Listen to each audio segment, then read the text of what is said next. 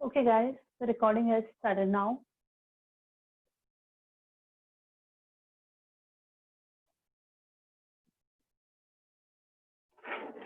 Hello, everyone, and welcome to NK Law classes. Welcome to our series of interpretation of statute for LLB Sem 5, BLS Sem 9 for Mumbai University syllabus. We are going to cover topic today, which is internal aids. The list of internal aids is given over here. Short title, long title, preamble, commencement clause, definition, marginal note, heading, section, subsection, proviso, illustrations, exceptions, explanation, saving clause, punctuation marks, schedules, non-obstinate clause, repealing clause, finality clause, and rules. So basically, these things are called as internal aids because these are the part of the statute itself. Act के अंदर ये सब चीजें दी गई है. Aids मतलब help. So whenever there is any ambiguity, confusion, lack of clarity, judge will go through these things. जज को ये सब चीजें के ऊपर फर्स्ट गौर करना है एंड इफ द जज is getting good help from these all things जज will not go for the another help of the for interpretation of a particular matter. So in our last lecture we have covered short title, long title, preamble, commencement clause and definition. Today we are going to start from marginal notes onwards. So marginal notes, which is the sixth one. So from here onwards we will continue today.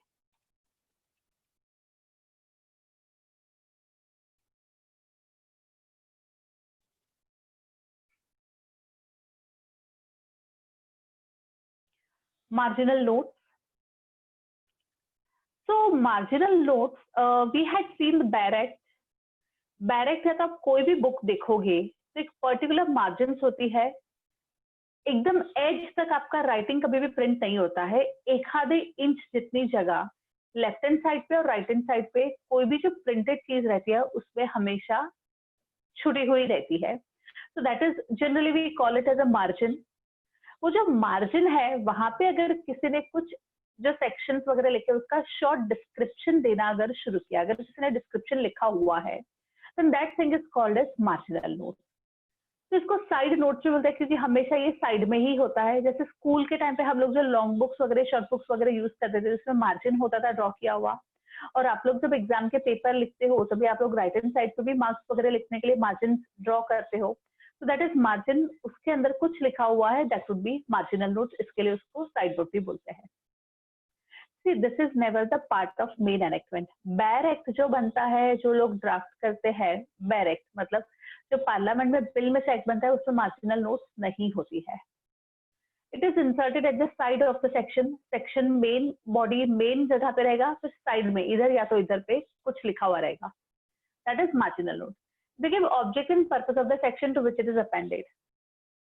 So for example, अगर हम लोग companies act की बात करें और अगर कोई section जो है कंपनीज एक्ट का, it is talking about how to amend the articles of association. तो पूरा सेक्शन लिखा हुआ है जिससे प्रोसेस है वो सब कुछ लिखा हुआ है. उसके बाजू में क्या लिखा रहेगा? Process of amending articles. तो वो जो बाजू में लिखा रहेगा description, that is called as marginal. Now, traditionally, now marginal notes were used by the courts for interpretation. No longer courts are using marginal notes because they are inserted by the draftsman, leaving scope of inaccuracy often. क्योंकि ये मतलब जो drafting committee है या तो parliament ने जो suggest किया ना, वो लोग ने ये चीजें नहीं डाली है. ये तो जो ड्राफ्ट्समैन होते हैं, जो लोग टाइप करते हैं बैर एक्ट, वो लोग इसको डालते हैं. तो देयर इज अ पॉसिबिलिटी उन लोग से शायद कोई एरर छूट भी गया हो.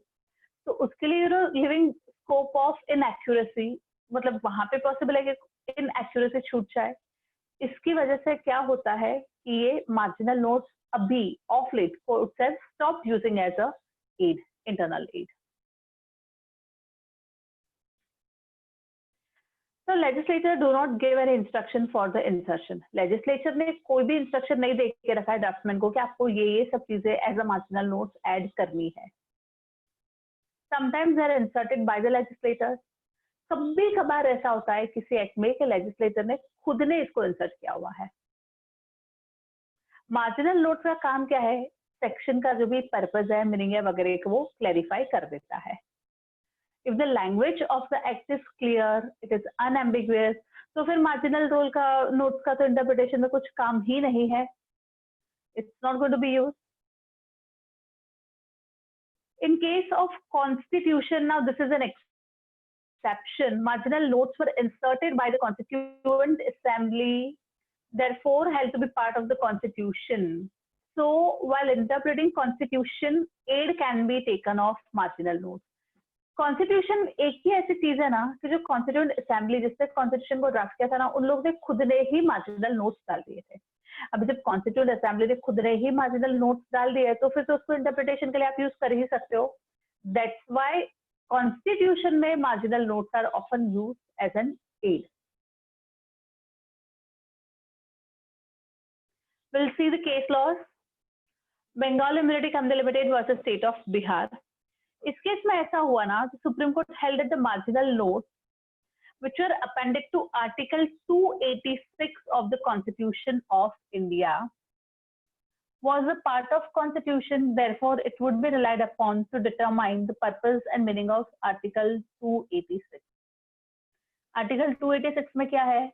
It confers the power upon the state to tax, sale और purchase of goods inside the state. मतलब बेसिकली सेल्स टैक्स जो होता था एक जमाने में, जो स्टेट टू स्टेट डिफर करता था, स्टेट लेवी कर सकती थी, उसके रिगार्डिंग पावर स्टेट को दिए गए थे पर्सुएंट टू आर्टिकल 286. यहाँ पे मार्जिनल नोट्स का कुछ एक्सप्लेनेशन दिया हुआ था छोटू सा. तो सुप्रीम कोर्ट ने बोला था कि marginal note is very much part of the constitution और आर्टिकल 286 को इंटरप्रेट करने के लिए, मतलब कौन से स्टेट किस तरीके से कितने मैनर में sale and purchase of goods पे टैक्स लगा सकते हैं, नहीं लगा सकते, एक्सेट्रा एक्सेट्रा, के लिए हम लोग ये मार्जिनल नोट का रिफर कर सकते हैं. Second case is SP Gupta versus union of India. Now in this case the supreme court held that if the meaning of the provision in the body of the statute is ambiguous, marginal notes can be used as an aid to construction. ये जजेस appointment case है SP Gupta का, आप लोग ने constitution में already पढ़ लिया है, आर्टिकल 139 के रिलेटेड है. तो उसमें भी सुप्रीम कोर्ट ने वही बोला कि मार्जिनल नोट का यूज फॉर द इंटरप्रिटेशन हो सकता है. तो this was all about marginal note. Next is headings. तो हेडिंग्स हम लोग ने ऑलरेडी बैरक में देख लिया है. हर एक सेक्शन के ऊपर एक हेडिंग होता है और कुछ कुछ जो रिलेवेंट सेक्शंस होते हैं उसको क्लब करके उसका एक चैप्टर बना दिया जाता है. तो वो चैप्टर के ऊपर भी हेडिंग होता है. फॉर एग्जाम्पल अगर हम लोग कंपनीज एक्ट की बात करें तो उसमें इनकॉर्पोरेशन करके एक हेडिंग है चैप्टर का. तो उसके अंदर जितने भी 5, 6, 7 सेक्शन है, they all talk only about incorporation. या तो फिर आप बात कर लो ऑडिटर्स की, या तो डायरेक्टर्स की, या तो जनरल मीटिंग की, या तो डिविडेंड की. ये सब चैप्टर्स के हेडिंग है. फिर वो हेडिंग के अंदर जितने भी सेक्शंस रहेंगे, those sections will talk about either auditors or directors or general meeting respectively. Further section के ऊपर भी हेडिंग रहता है. तो जब भी हम लोग बैरक को रिफर करना चाहते हैं, we actually don't have to read the entire act. अगर ये हेडिंग्स नहीं रहेगी और आपको कोई भी चीज चाहिए बैरक में से, तो आपको पूरे का पूरा बैरक पढ़ना पड़ेगा, which should be very cumbersome process. सी आज के जमाने में ना आप लोग को कंट्रोल एफ करके तुरंत से वेबसाइट पे से चीजें मिल जाती है, तो it's very easy. But not always. Once upon a time जब वेबसाइट्स वगैरह नहीं थी, थिंक अबाउट 20-30 इयर्स अगो, सिर्फ जब भी मोटी मोटी लॉ की बुक्स होती थी या तो सिर्फ बैरक्स होते थे, तो आपको पूरे का पूरा एक्ट पढ़ना पड़ेगा एक छोटे से वर्ड को, छोटे से सेक्शन को ढूंढने के लिए. तो बेटर है हेडिंग दे दिया जाता है सेक्शन को. So you will see in that ये हेडिंग वाला आपको जो सेक्शन चाहिए वो कहाँ पर है. Accordingly you will read only the relevant section. तो हेडिंग बहुत इंपॉर्टेंट होते हैं उस तरीके से. Now see, headings are given to the sections और अ सेट और group of sections that deal with a particular subject matter. We have already seen this. या तो चैप्टर को हेडिंग रहेगा या तो इंडिविजुअल सेक्शन को रहेगा. These are often considered as preamble to the section. मतलब preamble to the section मतलब आपको हेडिंग पढ़ के ही समझ में आ जाएगा ना अभी ये सेक्शन के अंदर क्या है. Loans to related, loans to director, investment by the company, political contribution, donation by the company, CSR. आपको सिर्फ हेडिंग पढ़ लिया, समझ में आ गया कि अभी सेक्शन के अंदर क्या होगा. They are not inserted by the legislature but by the draftsmen. Draftsmen इसको insert करते हैं. Now if the language of the act is very clear and ambiguous, तो फिर हेडिंग का कोई रोल नहीं है इंटरप्रिटेशन में। If any provision is capable of offering two meanings, ये सब इंटरनल एड्स का नीड कब अराइज होता है रेफर करने का, if languages offering two meanings, तो फिर कोई ना कोई जनरल एड का हेल्प लेके एक मीनिंग पे हम लोग फिक्स हो सकते हैं। Ambiguity in the meaning of provision can be removed with the help of heading. Yes, heading से ऑफन क्लैरिटी मिलती है कि ये सेक्शन एक्चुअली किसके बारे में है, but it cannot be used to curtail the wider application of the words used in the provision।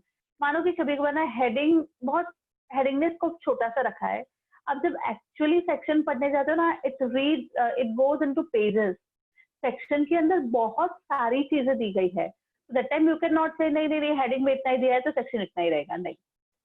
तो इट जो wider application of the section है, हेडिंग का यूज करके you can't cut it of, आप उसको छोटा नहीं बना सकते हो। Heading of one set of sections cannot be used to interpret the another set of sections। जो सेक्शन का हेडिंग पढ़ रहे हो आप, उसी सेक्शन में आपको जाना है, दूसरे सेक्शन से आप एक सेक्शन का हेडिंग नहीं यूज कर सकते हो। हेडिंग्स आपने हर एक एक्ट में पढ़ा है अब तक। For example IPC heading to section 120A and 120B, एक चैप्टर का हेडिंग क्या है, क्रिमिनल कॉन्स्पिरेसी। आईपीसी में आप लोग वैसे चैप्टर वाइज हेडिंग पढ़े हैं सभी, वो है ना, injury to person, injury to, और offences against a person, offences against a property, फिर offences relating to coins and all that, offences related to measurement, weights and all that, जैसे offences related to religion. ऐसे आप लोग ने chapters के heading भी पढ़े हैं, इंडिविजुअल सेक्शन वाइज हेडिंग भी पढ़े हैं, like murder, culpable homicide, death.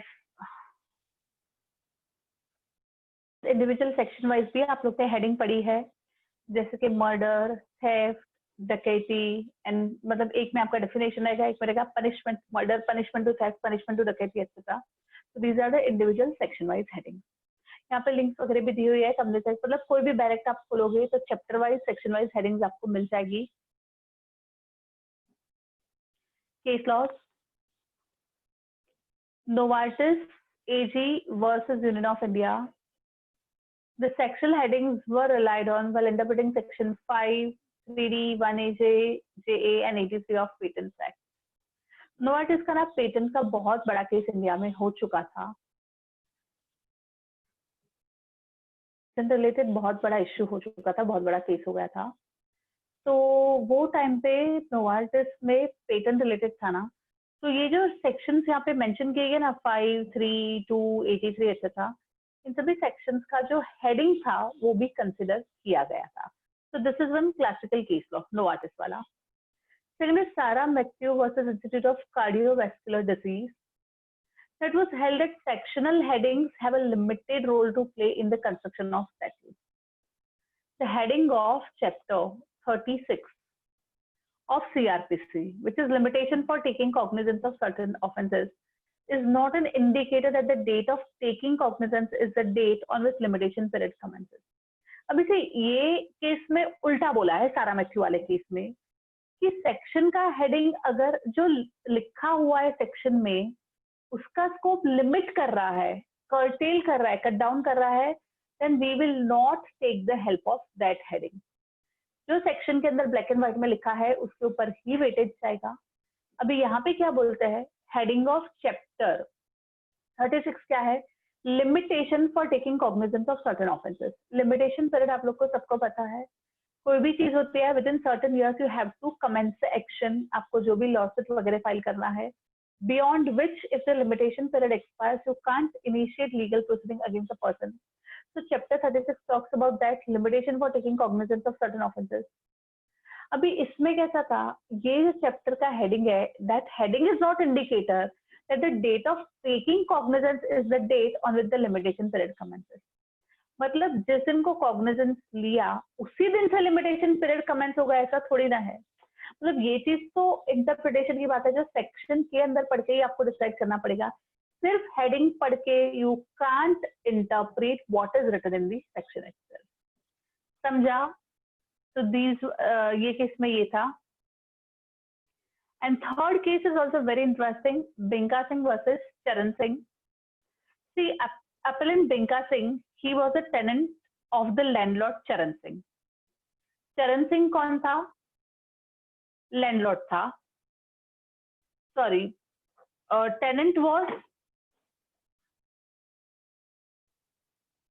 चरण सिंह।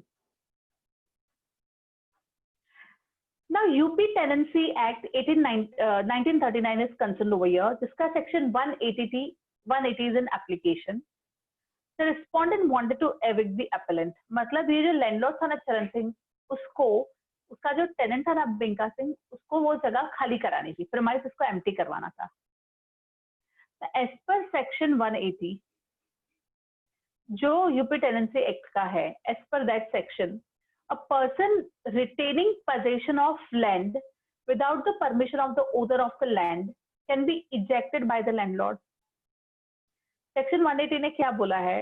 अगर किसी बंदे के पास पोजीशन है, जिसने पोजीशन रिटेन किया है ओनर की परमिशन के बगैर, that person can be ejected by the landlord. मतलब लैंडलॉर्ड उसको धक्के मार के बाहर निकाल सकता है क्योंकि उसने उसको परमिशन नहीं दिया है। अपीलेंट जो था यहाँ पे landlord, appellant was Binka, was a tenant. He contended that section 180 of the said act is not applicable here because he was in possession of the land as per the order passed by section 145 of CRPC. अभी उसने क्या बोला? Section 180 जो है ना UP tenancy act का, जिसमें landlord उसको एक्चुअली धक्के मार के निकाल सकता है, मेरे वाले केस में तो अप्लीकेबल ही नहीं होगा, ऐसा बिंका सिंह ने बोला, हुआ था टेनेंट। उसने क्यों बोला? क्योंकि मैं जो लैंड परचेज कर रहा हूँ, he never said that he was owner. What did he say? I am tenant and I am holding this land pursuant to section 145 of CRPC. If that act, that section is applicable, it means section 180 of UP Tenancy Act is not applicable to me. The Supreme Court accepted the contention and held that section 180 of the act is not applicable over here. So section 180 is applicable only in the cases where the landlord wants to evict the person who do not have the right of possession of the land. Section 180 क्या बोलता है? जिसके पास position hold करने का right ही नहीं है, वैसे बंदों को लैंडलॉर्ड एविक्ट करवा सकता है, धक्के मार के निकाल सकता है। जबकि बिंका सिंह ने क्या बोला? बट मेरे केस में ये कहाँ पे एप्लीकेबल होगा? I do have a right to hold the land. How do have a right? Person to section 145 of CRPC। जब मेरे पास राइट है तो सेक्शन 180 का तो एप्लीकेबिलिटी नहीं है। Now this was further confirmed with the aid of the heading to section 180. अभी ये जो section 180 का लैंग्वेज है वो सुप्रीम कोर्ट ने कंफर्म किससे किया? Now comes the main हमारे इंटरेस्ट का जो पार्ट है, through the heading of the section which says that ejectment of a person occupying land without a title। और बिंका सिंह ने क्या बोला? विदाउट टाइटल वाला तो मेरा केस ही नहीं है, I am having some title to hold the land pursuant to section 145 of CRPC। If I have a title तो फिर कहाँ पे ये क्वेश्चन आया? अंडरस्टूड? क्लियर? तो यहाँ पे सुप्रीम कोर्ट ने जो हेडिंग था सेक्शन 180 का उसको कंसिडर किया था to decide this. Now comes our next part, sections and subsections. It is like a heart of any statute. कोई भी स्टैट्यूट है, इसका ये मेन पार्ट है, मेन हार्ट है। The language depends upon the subject matter. Section subsection में कौन सी language use की जाती है वो तो सब्जेक्ट मैटर के ऊपर ही डिपेंड करेगी। मिसचीव्स to be address for a particular subject matter are remedied address by framing section subsection. कोई भी एक्ट बनाने की जरूरत कब पड़ती है? जब गवर्नमेंट को किसी चीज के ऊपर रेमेडी देना है, या तो कोई मिसचीव ऑलरेडी है, प्रिवेलिंग है, उसको एड्रेस करना है। फॉर एग्जाम्पल जब IPC बना for the first time in India 1860 में, तो तभी मिसचीव थी, बहुत सारे ऑफेंसेस थी। अंग्रेज लोगों ने क्या किया? सभी ऑफेंसेस को शॉर्टलिस्ट किया, ये भी ऑफेंस हो सकता है, ये भी हो सकता है, ये भी हो सकता है। फिर उन लोग को सबको शॉर्टलिस्ट करके लिखते गए, ये चीज इस तरीके से इस तरीके से हो गई तो ये ऑफेंस हो जाएगा। फॉर एग्जाम्पल थेफ्ट 4-5 कंडीशन है, ये कंडीशन मतलब डिसऑनेस्ट इंटेंशन होना चाहिए, मूवेबल चीज का पोजीशन एक जगह से दूसरे, मतलब पोजीशन एक पर्सन से दूसरे पर्सन के पास जाना चाहिए without consent of the person who was having the position and all that. आप लोग ने ऑलरेडी पढ़ लिया है। जैसे मर्डर के लिए भी सिर्फ 4-5 कंडीशन है, कल्पेबल होमिसाइड के लिए भी कंडीशन है, हर एक चीज के लिए कंडीशन किया गया है। तो ये क्या है? या तो मिसचिफ एड्रेस होगी या तो रेमेडीज वगैरह प्रोवाइड किया जाएगा। किसकी हेल्प से होगा? बाय ड्राफ्टिंग और framing the sections and subsection. Section subsection का मतलब क्या है? जब 4 लाइन में 5 लाइन में एक ही सेक्शन से काम खत्म नहीं होता है, सेक्शन के अंदर भी बहुत सारी चीजें आती है, तो फिर सबसेक्शन में उसको डालनी पड़ती है। and section wants to say 3-4 things, it can't be just paragraph, then you have to divide it in the subsections. Now, when any matter comes before a judge, he will consider the applicable sections and subsections to the problem concerned and interpretation is applied. अब जब भी कोई भी plaint या तो complaint court में file करते हो, you have to mention the relevant sections of the relevant act. तो जज क्या करेगा, आपने जो भी sections quote किए हैं उसके बेसिस से वो सेक्शन पढ़ के जज विल कंसिडर. तो ये बाकी सब इंटरनल एड तो बाद में देखता है, जब if the section and subsections are very clear, वहां पे कोई एम्बिग्विटी नहीं है, तो फिर बाकी सब इंटरनल एड तक जाने की जज को जरूरत ही नहीं पड़ेगी. समझा? For example theft,